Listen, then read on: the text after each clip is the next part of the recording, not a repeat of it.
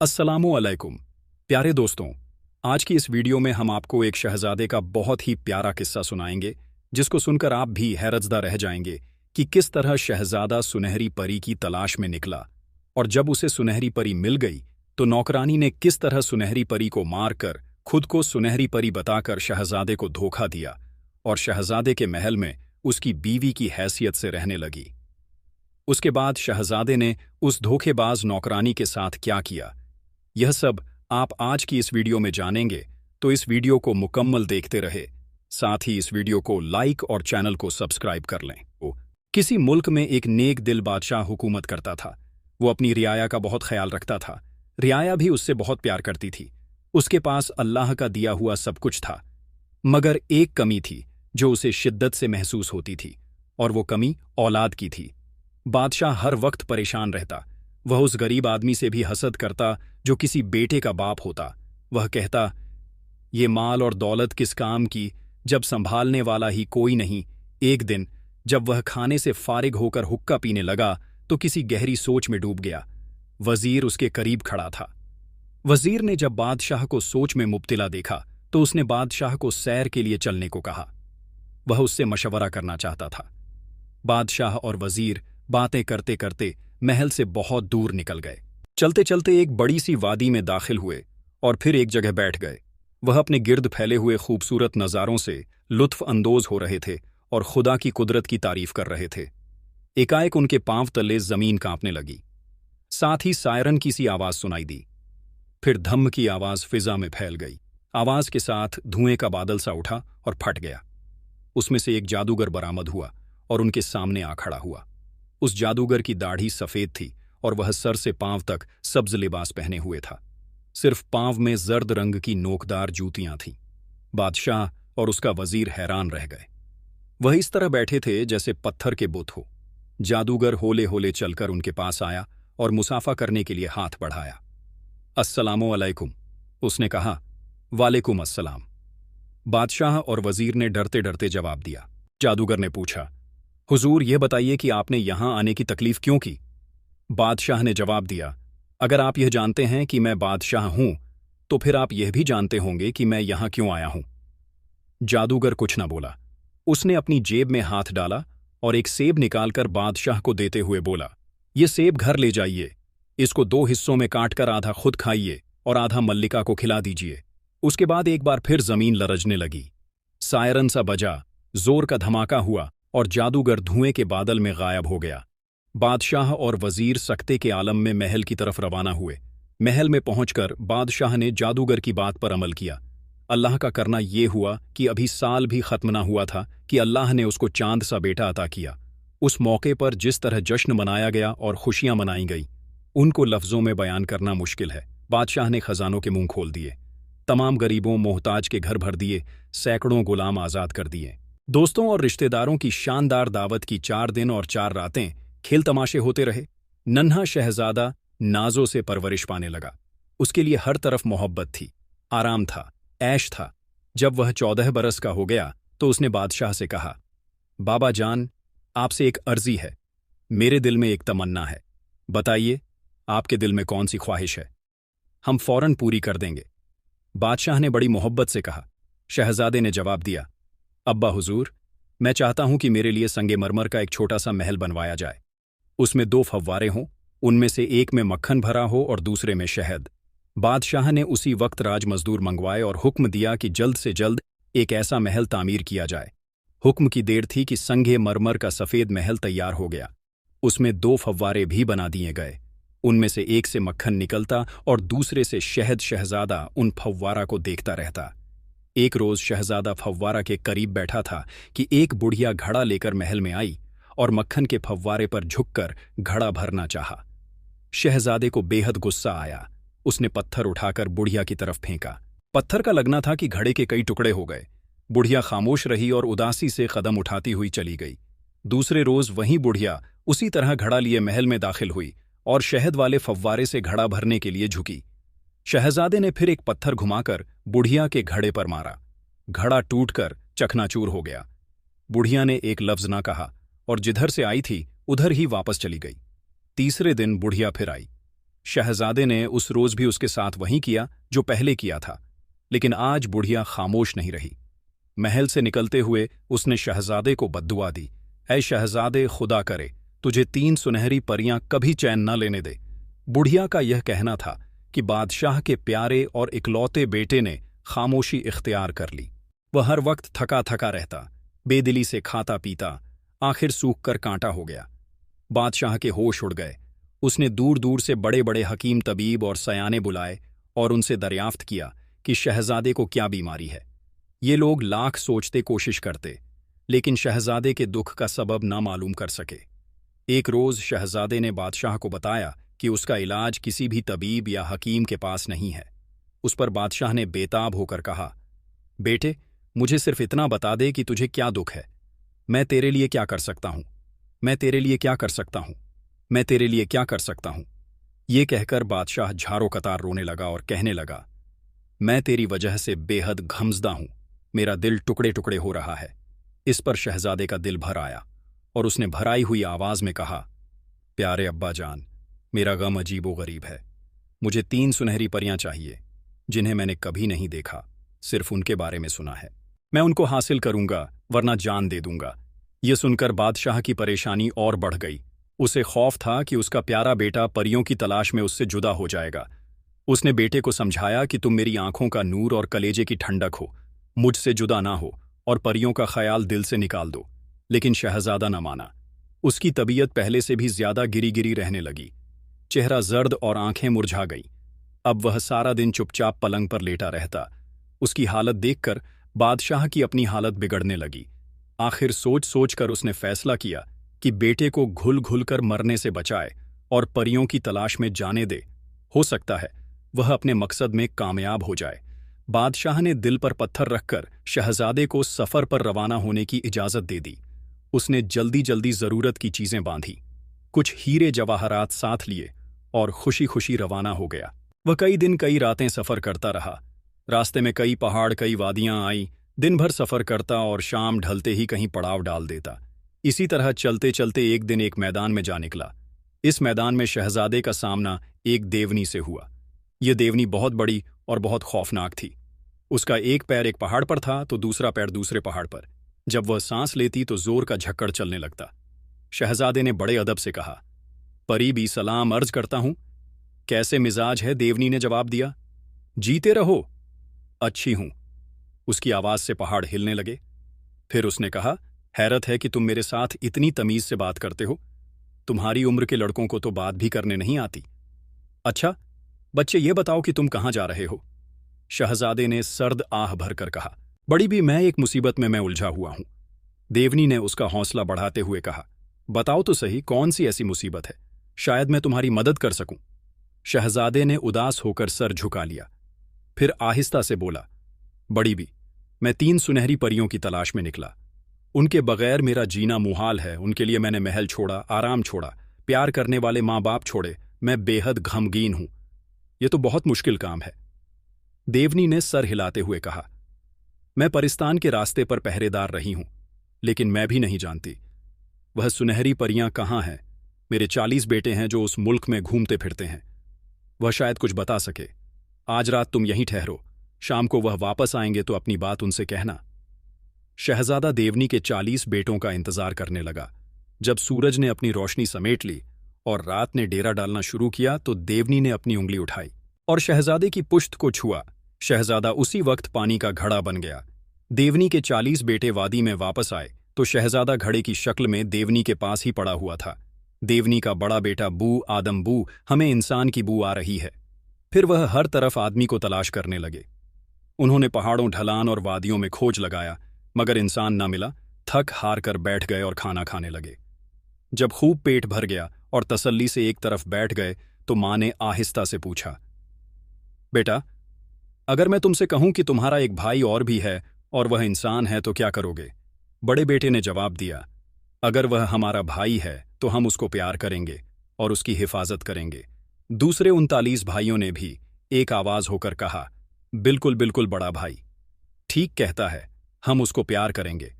पलक झपकते ही उनके सामने एक खूबसूरत शहजादा खड़ा था। देवनी ने कहा, लो मेरे बच्चों, यही तुम्हारा छोटा भाई है? देवनी के 40 बेटे उस छोटे से प्यारे भाई को पाकर बेहद खुश हुए। हर देव शहजादे की खातिर मदारत करना चाहता था। एक उठा और भेड़ पकड़ लाया, दूसरे ने आग जला दी, बाकियों ने भेड़ की खाल उतारी और बोटियां बनाकर उन्हें आग पर भूना। फिर खुशी खुशी शहजादे को भुना हुआ गोश्त खिलाया। ज्यादा पेट भर के खा चुका तो देवनी के 40 बेटे बाकी गोश्त को 2 लुकमे में चट कर गए और सोने के लिए लेट गए। अगली सुबह देवनी ने अपने बेटों को इकट्ठा किया और उन्हें बताया कि तुम्हारा छोटा भाई 3 सुनहरी परियों से मिलना चाहता है।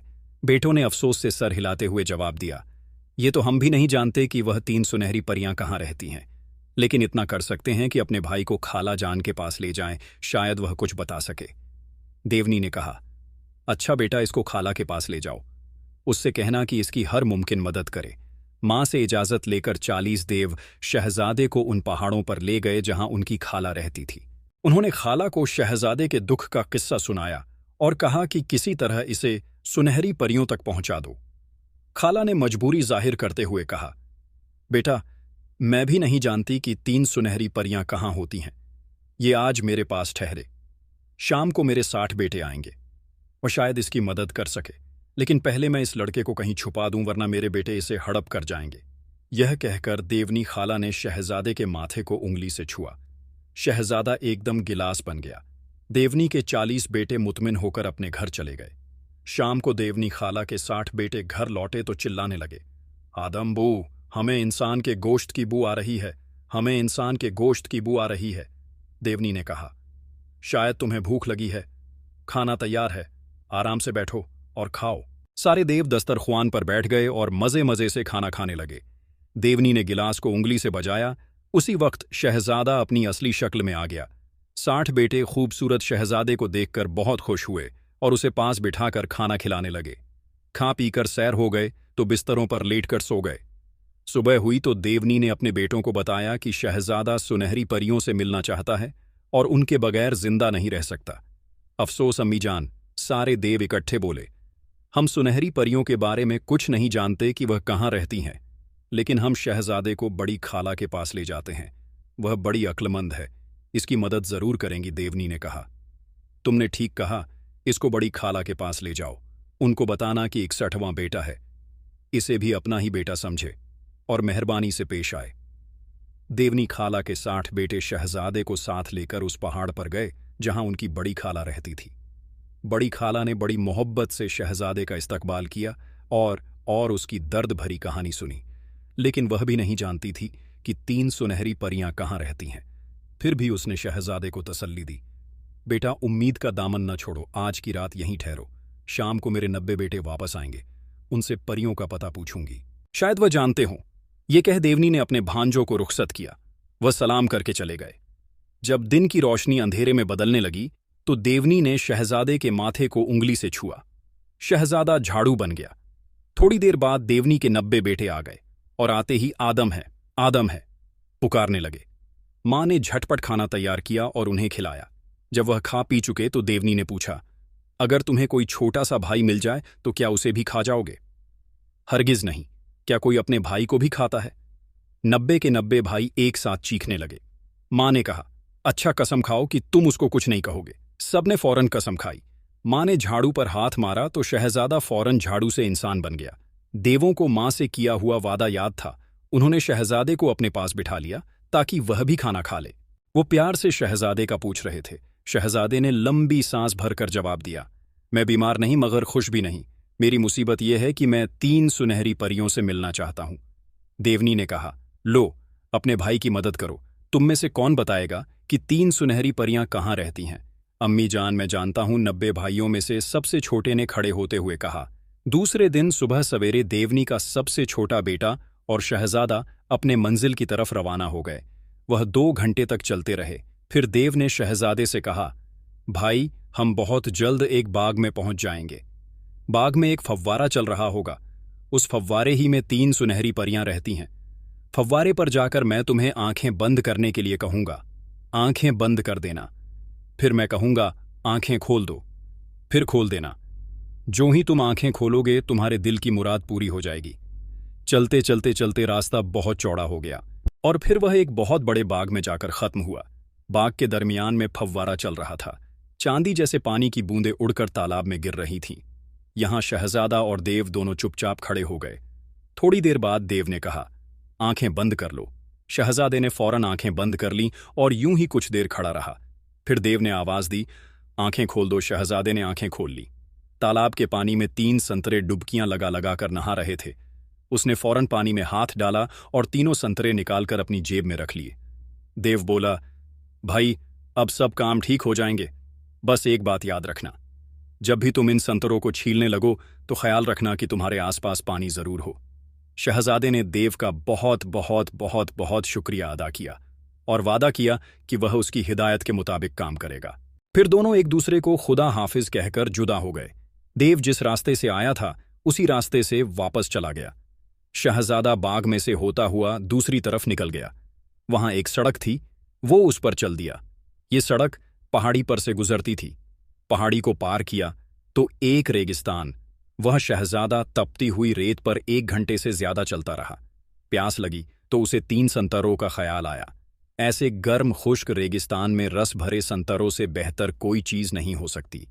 उसने जेब से चाकू निकाला और एक संतरे को काटकर 2 हिस्से करना चाहे, जो ही संतरा कटा, एक खूबसूरत परी कूदकर बाहर आ गई। यह सुनहरी परी इतनी हसीन थी कि शहजादे की आंखें चुंधिया गईं। वो शहजादे के सामने तपती हुई रेत पर खड़ी मुस्कुरा रही थी। फिर उसने इधर उधर आंखें घुमाकर देखा और शहजादे के सामने हाथ फैला दिया, पानी, मुझे पानी चाहिए। लेकिन शहजादा तो रेगिस्तान में खड़ा था, वहां पानी कहां। अब शहजादे को देव की बात याद आई। देव ने इसीलिए कहा था कि जब तक पानी पास ना हो संतरा मत छीलना। शहजादा बहुत पछताया। बेचारी परी उसकी तरफ उदास नजरों से देख रही थी। वह सख्त प्यासी थी। देखते ही देखते वह गायब हो गई। शहजादा बेबसी से हाथ मलने लगा और अपने आप को बुरा भला कहने लगा। लेकिन अब पछताए क्या हो, जब चिड़िया चुग गई। खेत परी जा चुकी थी। शहजादा उदास होकर फिर चलने लगा। उस बेअंदाजा लंबे चौड़े रेगिस्तान में कहीं पानी का नाम निशाना न था। शहजादे को सख्त प्यास लग रही थी।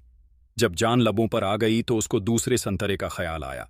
उसने दिल को समझाया कि कोई बात नहीं, एक संतरा तो फिर भी बच जाएगा, और यह भी तो मुमकिन है कि दूसरे संतरे से परी ना निकले। अजीब वाकयात बार बार तो पेश नहीं आते। ये सोचते हुए उसने दूसरा संतरा भी काट दिया। जो ही संतरा कटा, उसमें से एक नन्ही सी परी उछलकर बाहर आई। यह परी पहली परी से भी ज्यादा हसीन थी। शहजादा चौंक कर एक कदम पीछे हट गया और टुकुर टुकुर परी को देखने लगा। परी ने उसकी तरफ हाथ बढ़ाया और बोली, पानी, मुझे पानी पिलाओ। शहजादा बेबस था, वह खुद प्यासा मर रहा था। पानी होता तो उस परी को पहले देता, लेकिन हाय, खूबसूरत सी भी परी गायब हो गई। शहजादे ने अपना सफर जारी रखा और दिल ने पत्ता इरादा कर लिया कि चाहे वह प्यासा मर जाए, आखिरी संतरे को उस वक्त तक नहीं छीलेगा जब तक आसपास पानी ना हो। रेगिस्तान में भटकते भटकते दूसरा दिन भी आधा गुजर गया। अचानक उसे चश्मा बहने की आवाज सुनाई दी। वह गिरता पड़ता चश्मे तक पहुंचा, चुल्लू भर भर कर ठंडा पानी पिया और खुदा का शुक्र अदा किया। प्यास बुझाने के बाद उसने जेब से चाकू निकाला और आखिरी संतरा काटा। जो ही संतरा के 2 हिस्से हुए, उसमें से एक नाजुक सी परी उछलकर बाहर आई। यह परी पहली दोनों परियों से ज्यादा नाजुक और हसीन थी। उसने भी हाथ बढ़ाकर शहजादे से पानी मांगा। पानी, मुझे पानी चाहिए। शहजादा उसे चश्मे पर ले गया। उसने खूब सैर होकर पानी पिया और फिर शहजादे के पास खड़ी हो गई। शहजादे ने फैसला किया कि इस परी को किसी डोली या गाड़ी में ले जाना चाहिए, वरना लोगों में बेइज्जती होगी। यह सोचकर उसने परी से कहा, मैं तुम्हारे लिए गाड़ी लेने जा रहा हूं, तुम यही इंतजार करना, मैं जल्द लौट आऊंगा। यह कि उसने परी को चश्मे के पास एक दरख्त की शाख पर बिठा दिया और ताकीद की कि यहां से हरगिज मत हिलना। परी दरख्त पर बैठी इंतजार करती रही। काफी देर हो गई कि शहजादा लौट कर न आया। इतने में परी को किसी की आवाज सुनाई दिए। शहजादा नहीं था, बल्कि कोई नौकरानी थी जो अपनी मालकिन के लिए चश्मे से पानी लेने आई थी। नौकरानी के हाथ में घड़ा था। जब वह घड़ा भरने के लिए झुकी तो उसे पानी में परी का अक्स नजर आया। नौकरानी ने समझा, यह मेरा ही अक्स है। वो इतराकर बोली, वाह, मैं तो अपनी मालकिन से भी ज्यादा खूबसूरत हूं। उसे मेरी खिदमत करनी चाहिए, न कि मुझे उसकी। यह कहकर उसने घड़ा जमीन पर दे मारा और अपनी मालकिन के घर चली गई। मालकिन ने उसे खाली हाथ आते देखा तो सवाल किया, पानी कहाँ है? घड़ा टूट गया। नौकरानी ने जोर से जवाब दिया, मैं तुमसे ज्यादा हसीन हूं, तुम्हारी नौकरानी क्यों बनूं? तुम खुद पानी लेकर आओ। क्या कहने हैं तेरे? मालकिन चिल्लाई। यह खांचड़ी आज यकायक हसीन कैसे बन गई? यह कहकर उसने नौकरानी के सामने आईना कर दिया। नौकरानी ने आईने में शक्ल देखी तो बेहद शर्मिंदा हुई। उसने दूसरा घड़ा उठाया और चश्मे से पानी लेने चली गई। चश्मे पर वही वाकया पेश आया। वह घड़ा भर चुकी तो पानी में परी का चेहरा दिखाई दिया। मैं हसीन हूं, मैं यकीनन अपनी मालकिन से ज्यादा हसीन हूं। यह कहकर उसने दूसरा घड़ा भी तोड़ दिया और मालकिन के पास चली गई।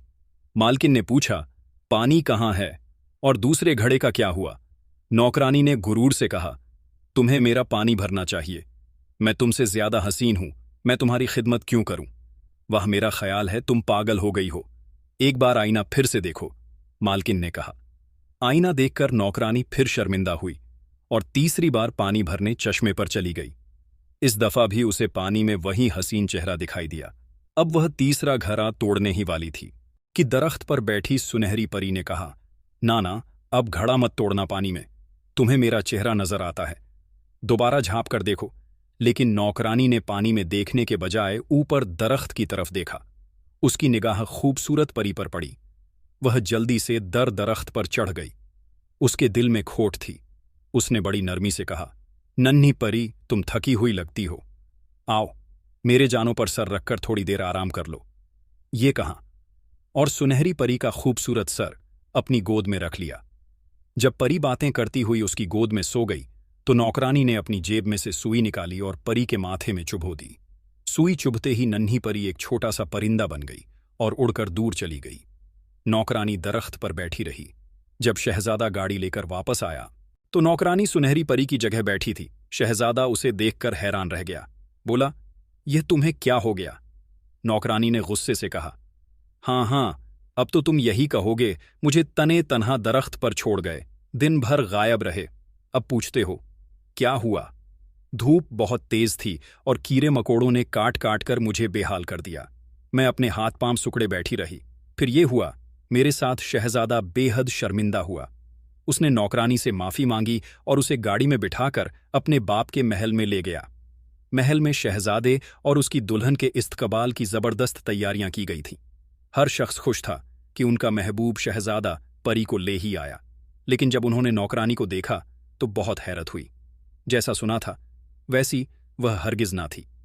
बादशाह ने बेटे से कहा, यह शायद अक्लमंद हो लेकिन खूबसूरत हरगिज नहीं। शहजादे ने जवाब दिया, यह अक्लमंद भी है और हसीन भी, कसूर मेरा है। मैंने इसे तने तन्हा छोड़कर गलती की। तेज धूप ने इसका रंग काला कर दिया है। आराम करने दीजिए, खुद ठीक हो जाएगी। महल में खूबसूरत बाग था।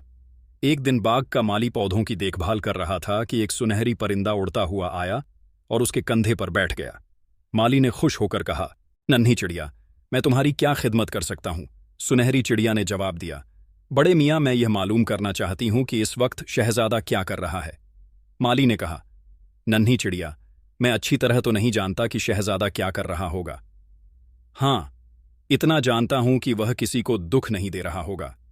परिंदे ने फिर पूछा, अच्छे मालिक, मुझे यह तो बता सकते हो कि इस वक्त शहजादे की दुल्हन क्या कर रही होगी? मेरा ख्याल है इस वक्त वह शहजादे के पास बैठी होगी। माली ने चिड़िया को बताया। यह सुनकर चिड़िया गाने लगी। वह समझी उसने जीत लिया, पर है उसकी भूल और सदा बाहर नहीं होती। यह मुस्कानों के फूल नन्ही चिड़िया ने गाते हुए बाग के 2-3 चक्कर लगाए। फिर वह गुलाब की एक टहनी पर बैठकर गाने लगी, ये फूल जहां मैं बैठी हूं यह भी तो मुरझा जाएंगे। यह गाकर नन्ही चिड़िया उड़ती हुई बाग से निकल गई। दूसरे दिन वह फिर बाग में आई और माली से शहजादे और दुल्हन के बारे में पूछा। तीसरे दिन फिर आई। हर बार माली वही जवाब देता और हर बार सुनहरी चिड़िया वही गाना गाकर माली को सुनाती। बेचारा माली नन्ही चिड़िया की बातों पर हैरान था और अपने फूलों की वजह से परेशान बादशाह माली के लगाए हुए गुलाब के पौधों की वजह से उसकी बहुत इज्जत करता था। एक दिन शहजादा बाग में अकेला टहल रहा था। अचानक उसकी नज़र गुलाब के उन पौधों पर पड़ी जिनके फूल मुरझा चुके थे। शहजादे ने उसी वक्त माली को बुलाया और कहा, बड़े मियाँ, हैरत है कि तुम गुलाब की सही देखभाल नहीं कर रहे। देखो, इन तीनों पौधों के फूल मुरझा चुके हैं। इसकी क्या वजह है? माली ने जवाब दिया, सरकार, ये एक सुनहरी चिड़िया की वजह से मुरझाए हैं। यह कहकर उसने शहजादे को चिड़िया के बारे में पूरी तफसील सुना दी और यह भी बताया कि चिड़िया दर्द भरा गाना गाती है और जिस गुलाब की टहनी पर बैठती है वह सूख जाता है।